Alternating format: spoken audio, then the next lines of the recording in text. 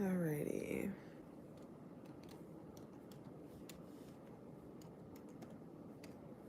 Hola, Rebels. We're on Rope Talk here, waiting for some peoples to drop in.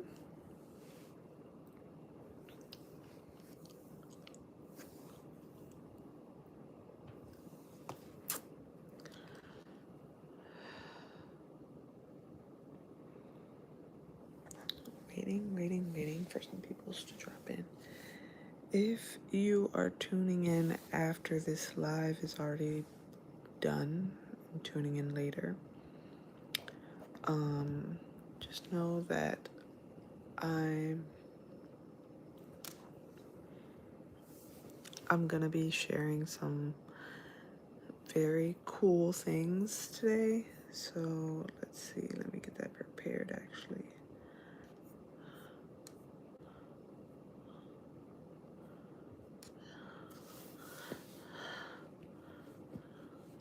I gotta find something that I want to read. Let's see.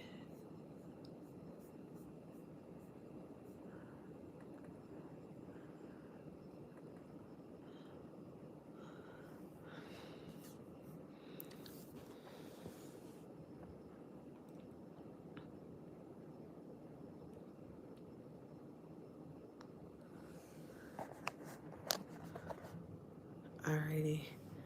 Yeah, just waiting for some folks to get in here so I can start talking about pretty much how things are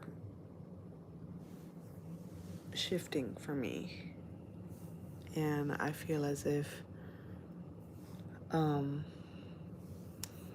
coming into my own, but I have so many different paths I could take that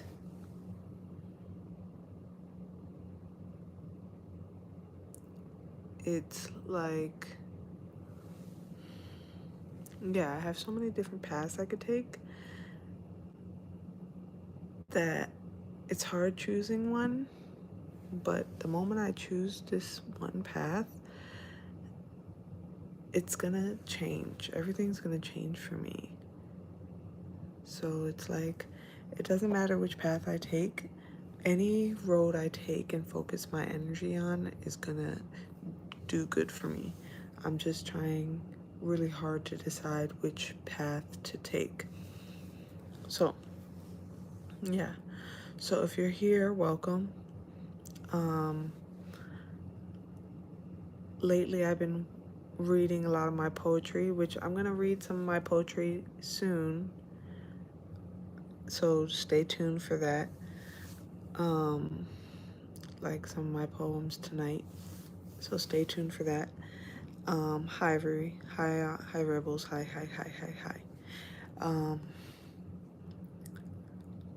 But I wanted to also share that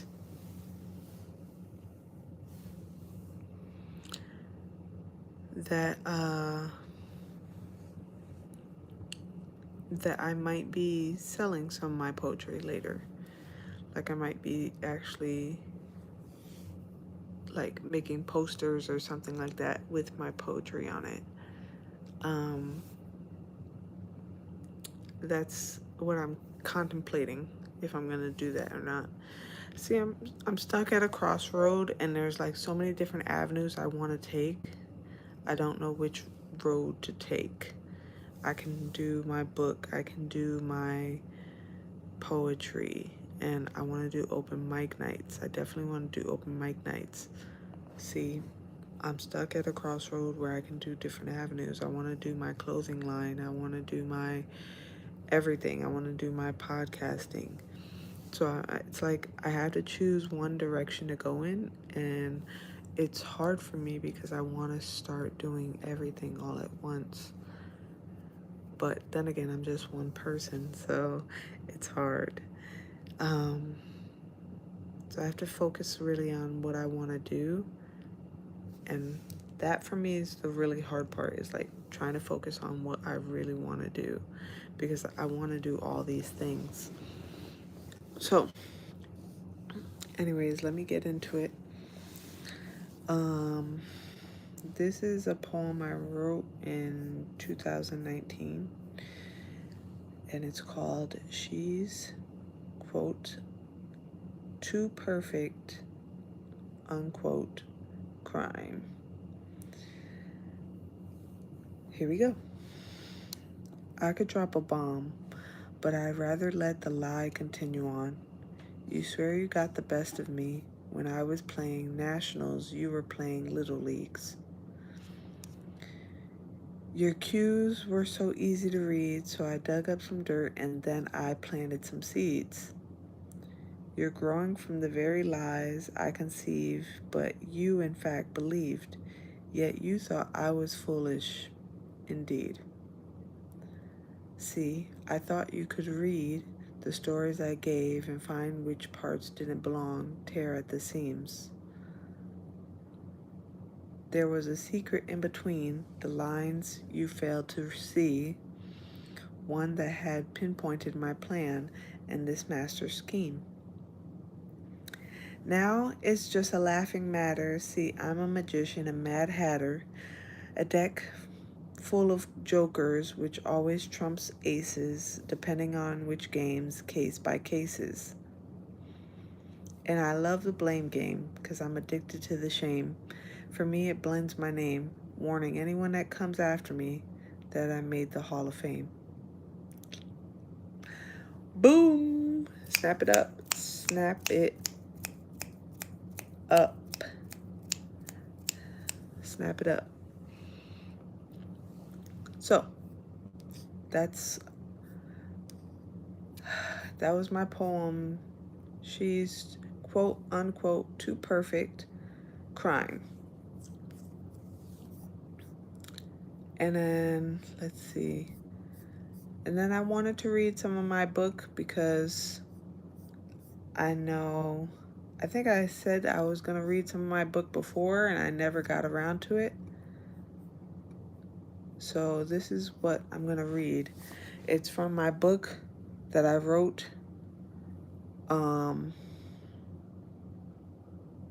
When did I start writing this? I started writing this so long ago, like I can't even remember when I started. I think it was like 2018, 2016, I think 2018 I started writing. So this is going to be a small portion of what I wrote back then.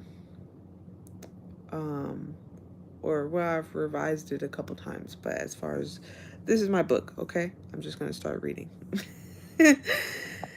Charity woke up that morning of Thursday, October 22nd, feeling a bit more upbeat than she had felt the past few days. She went through her normal morning routine and waited for Stacy to pick her up for school. Stacy had a disappointed look in her eye that Charity caught on to right away. "What?" Charity broke out to cut the awkward silence. "Nothing. Still can't understand who in their right mind would pick school over a free trip to an amazing island for a month." "It's a whole month, Stacy. The school wouldn't allow me to miss that much time, and that would stop me from graduating on time." Stacy let out a sigh. "Well, let your parents know that I'll go in your place," Stacy said while giggling. Charity shook her head, smiling at how silly her bestie was. "So what about going out this weekend?" "Stacy, you can't be serious," Charity scoffed. "I knew you wouldn't be down. That's okay. I'm going to go out with the twins," Stacy said with much disappointment. "Have fun and be safe," Charity said with sarcasm. "Not every time you go you will end up in the hospital, you know," Stacy stated, giving her a disgusted look. "I know that. I just wanted to study for finals that are coming up." "You mean the ones that aren't until 3 months from now?" Charity could feel the judgment written all over Stacy's face without even turning to glance at her. "How did we even become besties?" Stacy's statement immediately sent Charity into a flashback of summer of 2005. Charity was 8 years old. Her parents just recently moved to town after relocating for maybe about the 15th time. After that day, she begged her parents to not move. They were visiting the local swimming pool, which was crawling with the small town residents. This was an attempt to blend in with their surroundings, just as they had done at plenty of other small towns they lived in. Charity was young, but by this time started to catch on to the routine and knew that anybody she met would be someone to miss. This was around the same time she began to fall in love with her books and schoolwork. Those were the only things that stayed stable in her life. She had already read all of the Babysitter's Club series, Wayside School series, most of the Goosebumps books, and beginning on her fourth book of the Harry Potter series. She loved math and science out of all the other studies. This is before she was introduced to psychology, of course. So there she was, sitting by the pool in her Disney one-piece, reading The Goblet of Fire. All other kids were splashing, running, and playing around the pool. Her parents laid back, getting some sun, and probably even taking a nap. Charity could hardly tell, as they both were wearing sunglasses. No one seemed to look in her direction or even bother her, which was how she liked it, just her and her book. She occasionally got the urge to get up and go touch her foot in the pool, but in fear that she might be approached by some of the other kids, and worst case scenario, pushed into the pool, she quietly hid those urges back inside herself and brought her focus back to the words on the pages. Just as she was coming to the end of the 9th chapter, she felt a little few droplets of water land on the top of her foot, left over by the chubby kid who decided to do a huge cannonball dive a few feet away from where she was sitting. This enticed the rest of the group to join in as they all raced to the edge of the pool. Charity began to get anxious as some of them were starting to come closer to her end. She continued to ignore them, trying her best to get through the chapter. The chubby kid was approaching the edge again, this time right in front of where she was reading. He took a big jump, grabbed his feet, and hit the water hard, causing a huge splash to catapult towards Charity. Her eyes closed, anticipating the inevitable, and just thought it was a bad idea to bring her book because it was going to get wet. That's when this small chocolate girl stepped in front of her to shield her and her novel from the splatter. The girl turned around, partly drenched, and said, "Will you put the book down now and join us?" she said quite loudly so everyone heard her. Then she smiled and ran towards the edge of the pool to do her own cannonball jump.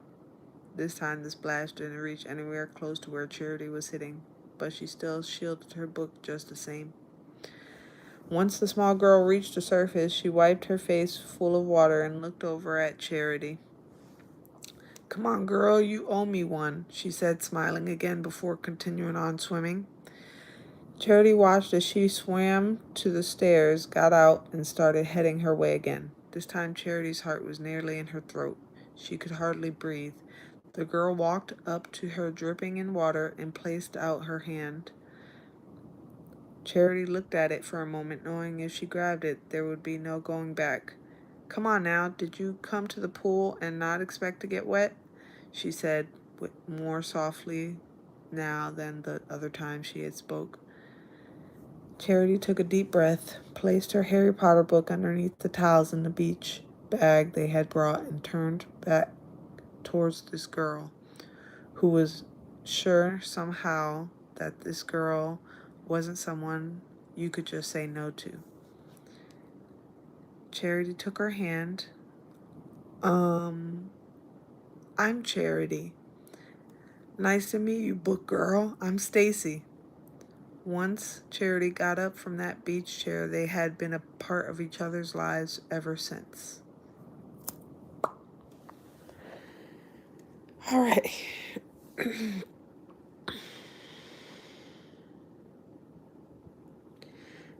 All right. Well, that was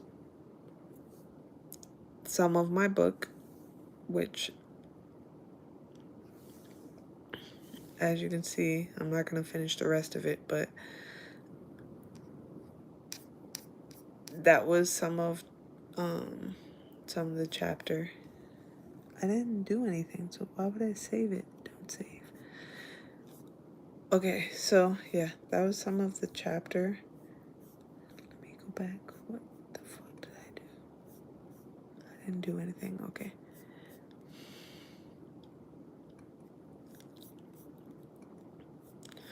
All right.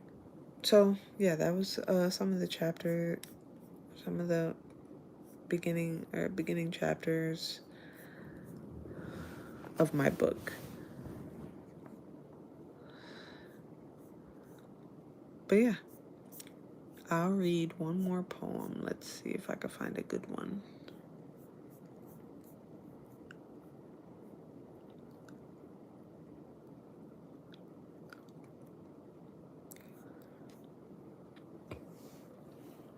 Okay, the end of the world as we know it now.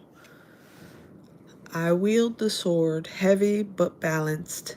I travel the road unsteady and chaotic. This was the path meant only for me. I'm the chosen one. With my shield and my sword makes 3. The evil can't stop me, and I know they have tried. Now they run in fear, but there is nowhere they can hide. I lit a flame in the house of my name, built on shame, blood, tears, and pain. Today is the day I will make this man pay for I will defeat the beast, and for everyone, and they will toast at the feast. I want to attend, but I know fight is my end. So wish me farewell. I hope to one day see you all again.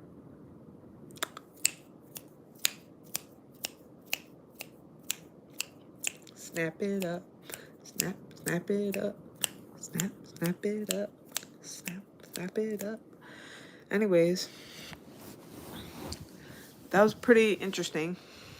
So if you like the book, that'll be coming out soon. Poems for sale soon. I know it's confusing, but they were during a time, like I said, if you know about my history, I have bipolar disorder. So, yeah, a lot of these poems I wrote this one in 2019.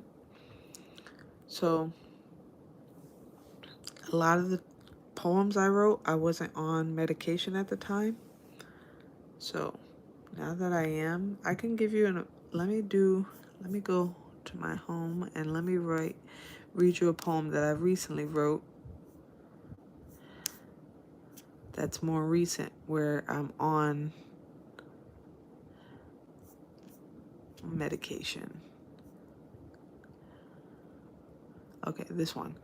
It's called By Myself. What I've learned by myself is I can do it, regardless of what it is, yet it may be harder, maybe take some sweat and tears, but it is better than wasting all my years running after you, trying to get you to see that you belong with me. No more days. I won't waste another second. I'm loving myself first because I deserve to. When it's quiet, I miss you, sure, but one thing I know is I'm still capable of doing this all alone. Snap it up. But you see, there's a difference between the old me. This was written like the beginning of February of this year. So this is the difference between old self and new self. Like I'm coming into a new. And like a lot of my poems were written throughout the years. So you can see transitioning of them, and it's really kind of cool. At least in my opinion, but whatever. But I like my old poetry because it hits harder and it has more passion in it. Not saying that I'm not passionate when I write now, but when I'm writing now, I don't have that fire, that energy like I did when I wasn't on the medication. So it's like I'm hitting harder with those old poems. But yeah. Anyways, I love you guys. Spread love.